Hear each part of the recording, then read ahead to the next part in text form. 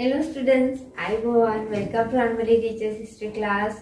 Today I am going to do the grade 8 lesson 1.2. You know this grade 8 lesson is very broad first lesson.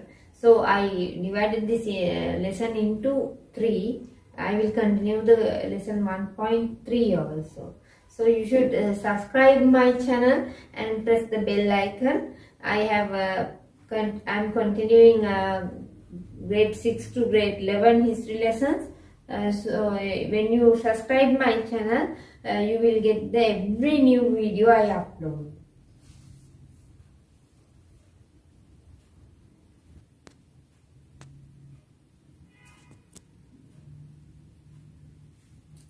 Water technology. Constructions of ponds.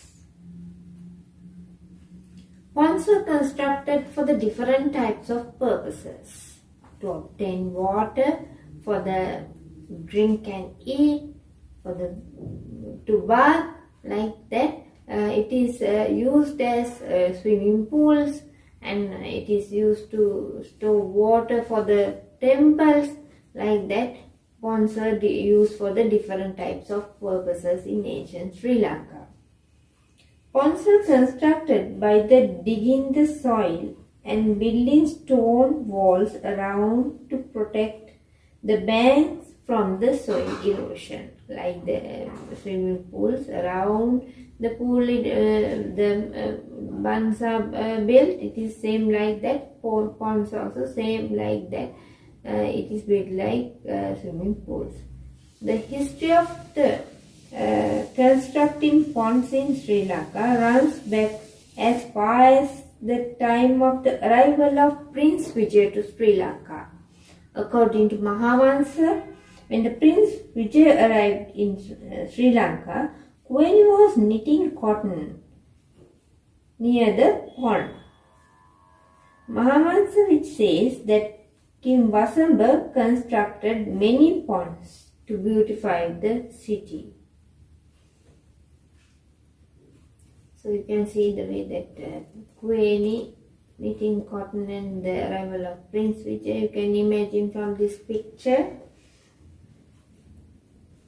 Requirements for the constructing ponds and types of ponds. Ponds constructed for the storing water requirements for consumption. Separate ponds had been constructed for storing water requirements for drinking and bathing.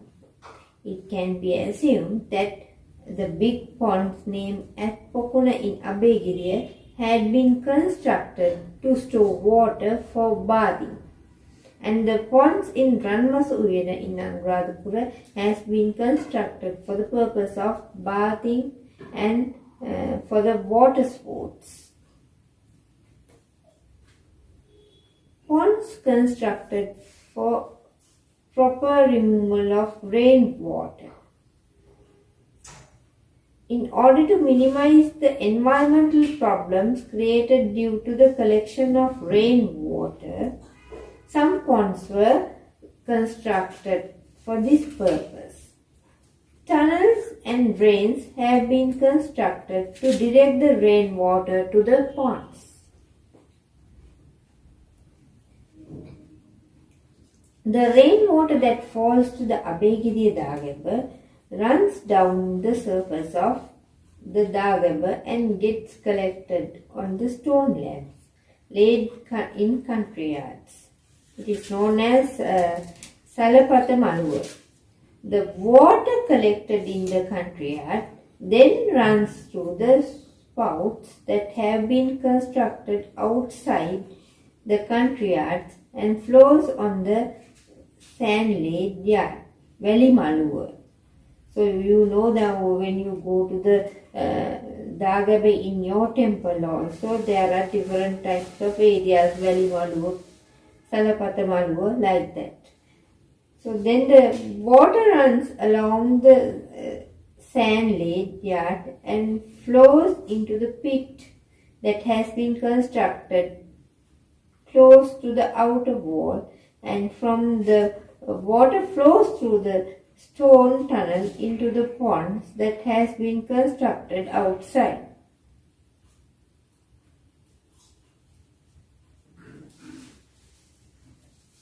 So you can see the Abhegiriya Dagaba, how the rainwater goes to the pond through the Abhegiriya Dagaba. Water comes from the rainwater step by step.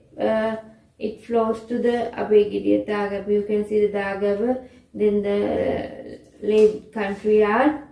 After that, the sand-laid compound. After that, with the gutters, it is run to the pond. Somehow the stone wall has been constructed, so all the sand won't go to the pond. It is constructed for that through the water tunnel. It is drained, and after that the water goes, the sand won't go to the pond. So it is a type of nice technology used at a time.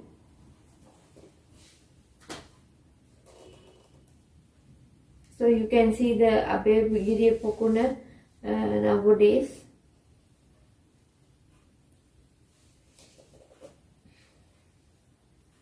Ponds constructed to add beauty. The ponds in Ranmalee in Anuradhapura and Kumarapokuna, Nelum Pokuna in Polonnaruwa are examples for the ponds that have been constructed to add beauty to the gardens. These ponds not being constructed only for beauty. Water was collected for the uses of human consumption too.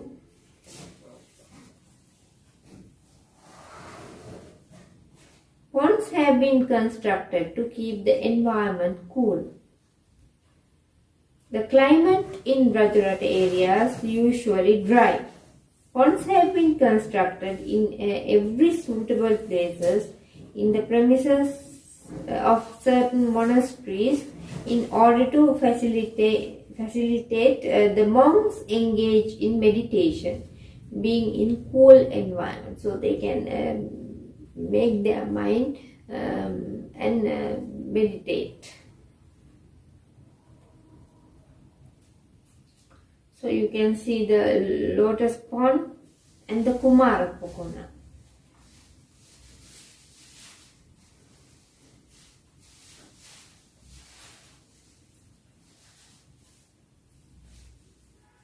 About 65 ponds had been constructed in the premises of Abhegiriya temple itself, which is about 500 arcs in extent.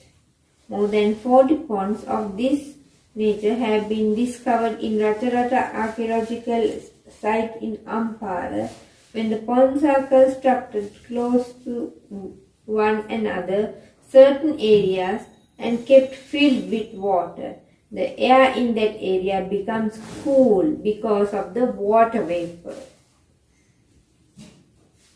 Twin Pond in Anuradhapura is a fine example for that. It has assumed the twin ponds served the purpose of providing water consumption, the bhikkhus in Abhegiriya temple, and adding beauty to the environment and keeping the environment cool. So twin ponds, there are two ponds get together, and it is constructed for those purposes. You can see the twin pond.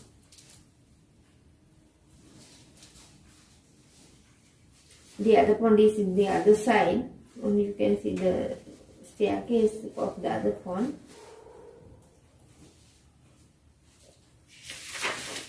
And this is the water filter of the twin pond. The water that gets collected in outer compartment of this filter flows into the inner compartment over the 6 cuts on the top of middle wall.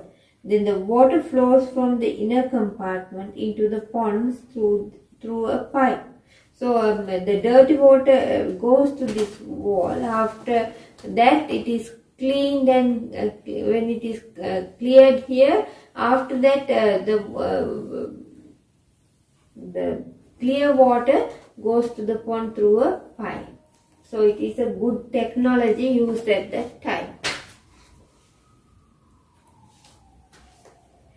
Technology of constructing ponds. Most of the ponds found in various places of dry zone in Rajarata area constructed according to a proper plan by digging the soil. When selecting the location for the constructing ponds, the way that water can be obtained for the ponds has been taken into consideration when they are constructing those ponds. Some ponds have been designed to be filled with rainwater, while some ponds have been designed to be filled with the water obtained from some source of water through tunnels and canals, like from the tanks it is filled. Ponds have also been constructed by building stone walls on rock plains. In order to collect rainwater, the ponds that have been constructed by digging the earth are of various shapes. Ponds of square shape and rectangular shape are the most common, but round shaped ones too are founded in certain places. So it is constructed in different shapes also.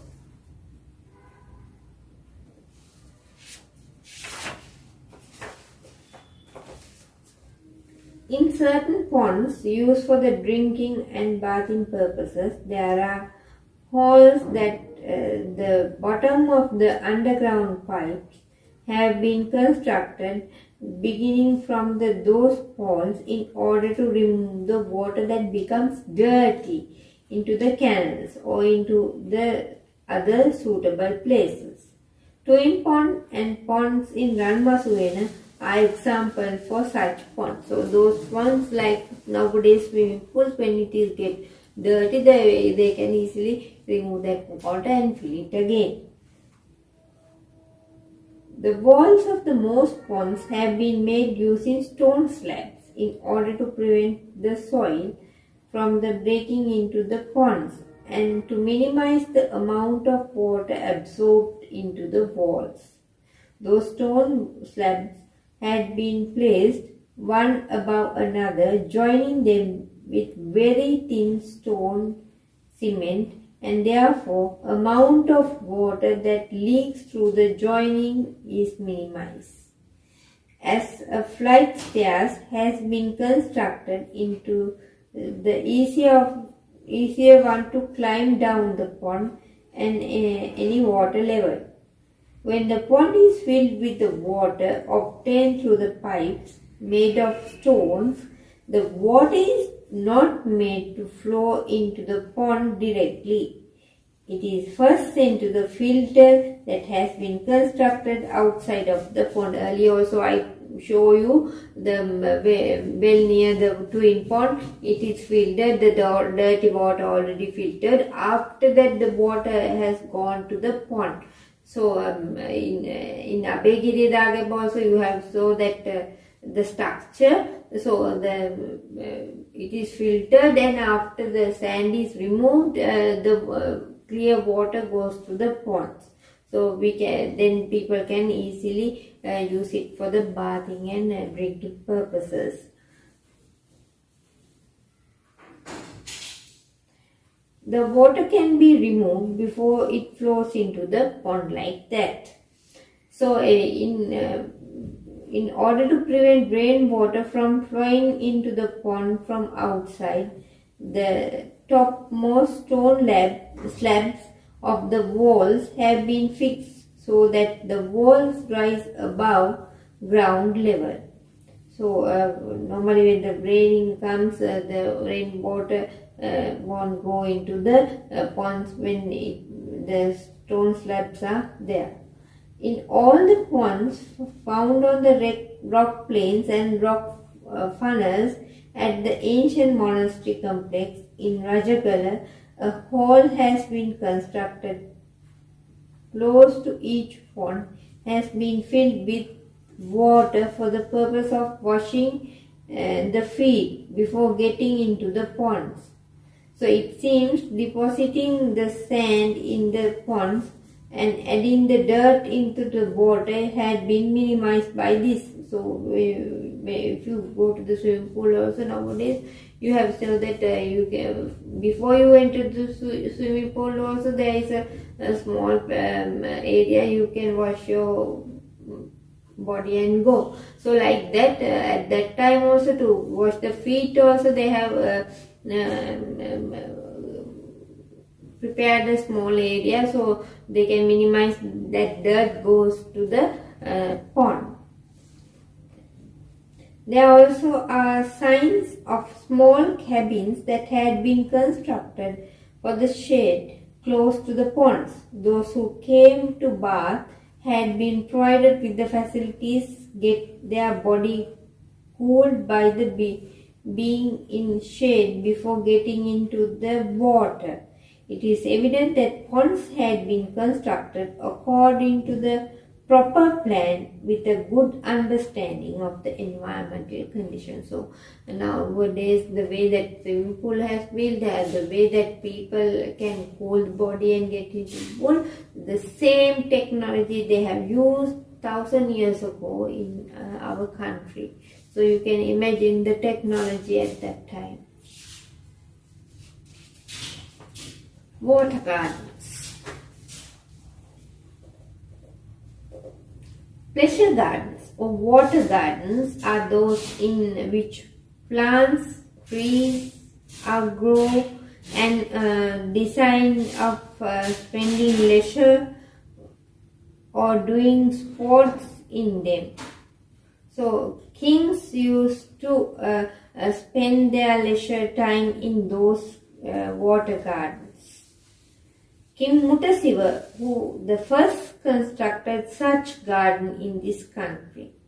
According to Mahavansa, the day when the land was prepared for constructing the garden, a heavy rain had fallen. So because of that, this garden was known as Mahameghavana. Later it became famous as Mahamevuna Garden. King Devanapiyatissa offered this garden to Arhat Mahinda Thero and other bhikkhus. When Arhat Mahinda Thero arrived in this country, there existed another garden named Nandana Uya in Anuradhapura. As Arhat Mahinda Thero preached Dhamma being in this garden, it is considered to be a place which called Buddha Sasana shines in this island. It is called Jyotiya Garden or too.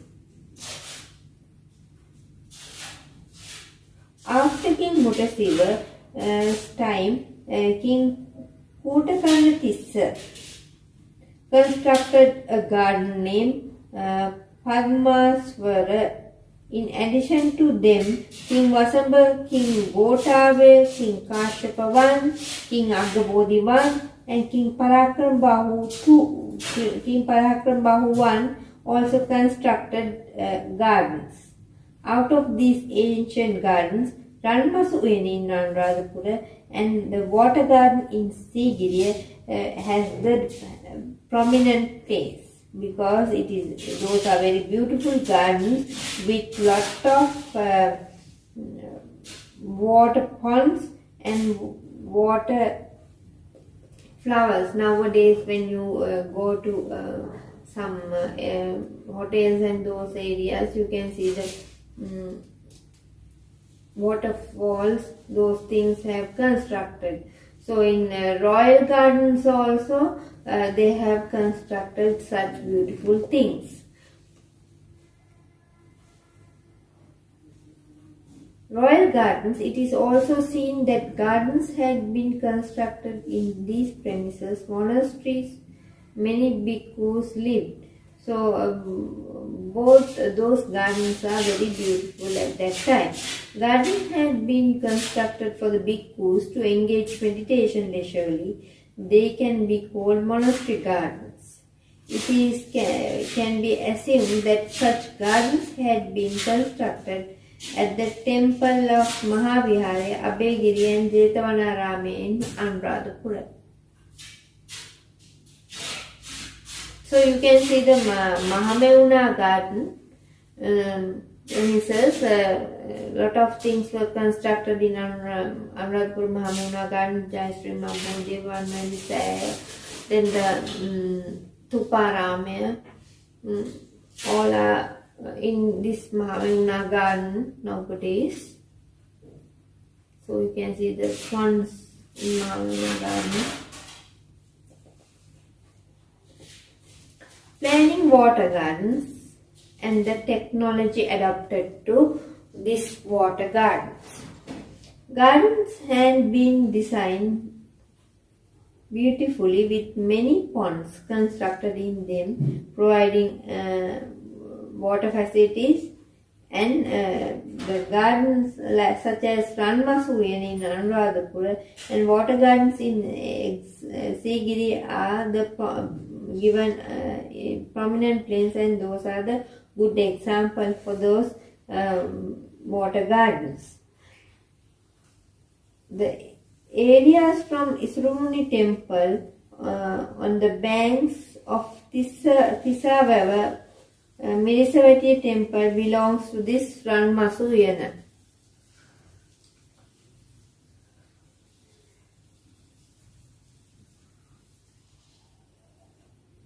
Mahamevuna and Nandanuyana has been offered to bhikkhus. Ranmalee was constructed for the use of kings.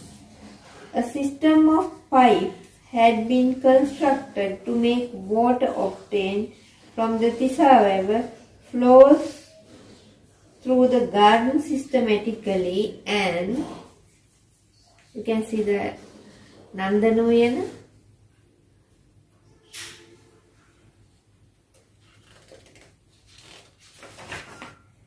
And in addition to that, several ponds had been constructed too to suit the hot season.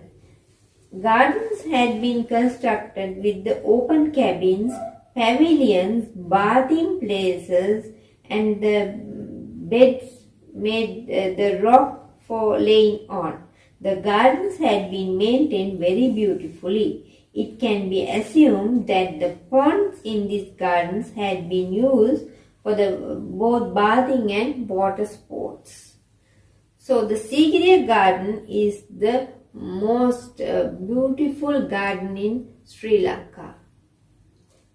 Sigiriya water garden is outstanding among the ancient water gardens in South Asia. It was constructed in 5th century AD. Later, been overgrown with wild. Lately, it was discovered by H.C.P. Bell and Senrat Panavithana through archaeological surveys. A clear understanding has been gained out about the plan of the water garden that has been constructed on either side of the western part of Sigiriya. We'll see. So you can see the water garden. This is the western part of Sigiriya. So those are the water fountains. It is nowadays also it is working when it is raining.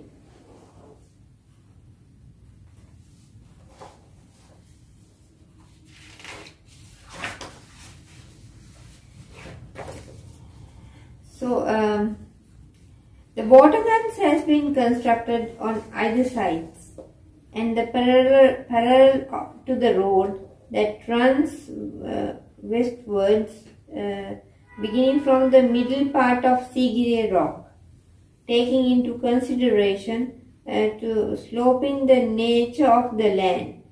The system of waterways on the two sides, the ponds had and pavilions had been constructed beautifully according to the proper plans. As water flows downwards with the high pressure through the drain system, that being from the high land of Sigiriya, the flows water has been blocked, covering it with round stone slabs with the holes in them in order to create water fountains. So you can see HCP Bell, who have founded Sigiriya,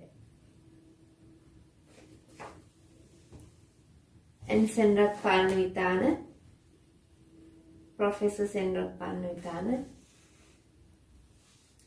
So you can imagine the way that Sigiriya water garden at that time, with the people and tusk and king, how it is very beautifully at that time we can see in this picture.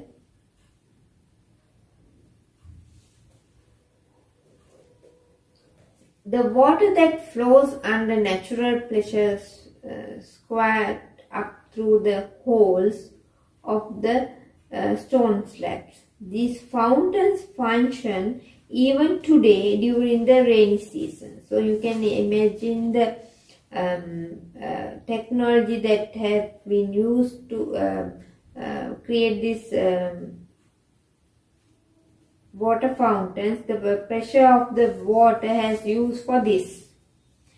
These fountains function today during the rainy seasons. It was no wonder that ancient Lankans, who possessed great skill of water technology, have constructed such artificial water fountains. A clear view of the original plans of the water garden can be obtained when looking towards the west from the top of the Sigiriya rock. So the top of the Sigiriya rock also there are two bathing pools. The way that water has taken to this Sigiriya rock is a marvelous creation. It can be understood that the road system, the system of drains, pavilions, ponds, water fountains, and places for resting have some mutual agreement, forming a single whole which create beautiful scenery.